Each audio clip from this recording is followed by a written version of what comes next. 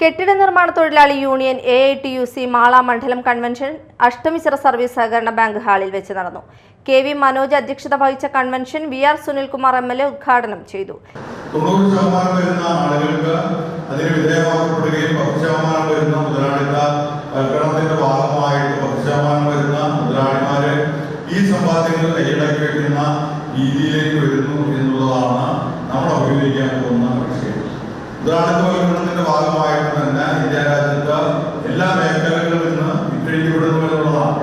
നമ്മുടേതായിട്ട് എന്ന് പറയാൻ നമുക്ക് ഒന്നും തന്നെ ഇല്ലാത്ത സാഹചര്യത്തിലേക്ക് വരുന്നു. പൊതുമേഖലാ സ്ഥാപനങ്ങൾ എല്ലാം ഇന്ന് വിറ്റഴിക്കപ്പെടുന്ന ഒരു സാഹചര്യമാണ്. നമ്മുടേതെന്ന് പറയാവുന്ന ഒന്നും തന്നെ ഇല്ല. പെട്രോളിയം ഇല്ല, ഗ്യാസ് ഇല്ല, അതുപോലെ തന്നെ ഡീസൽ വ്യവസായങ്ങളില്ല, ഇൻഷുറൻസ് മേഖലയില്ല, കുടിവെള്ളമില്ല, ഇലക്ട്രിസിറ്റി ഇല്ല. എന്ത് ആണ് നമ്മുടെ എന്ന് ചോദിച്ചാൽ ഒന്നും തന്നെ നമ്മുടേതാണ് എന്ന് പറയാം. ബാങ്കിങ് മേഖലയില്ല. ഇതെല്ലാം ഇന്ന് പൊതുമേഖലാ സ്ഥാപനങ്ങളെല്ലാം വിറ്റഴിക്കപ്പെടുകയോ വർദ്ധിക്കപ്പെടുകയോ ചെയ്യപ്പെടുന്ന ഒരു രാഷ്ട്രീയ സാഹചര്യത്തിലാണ് നമ്മൾ ജീവിക്കുന്നത്.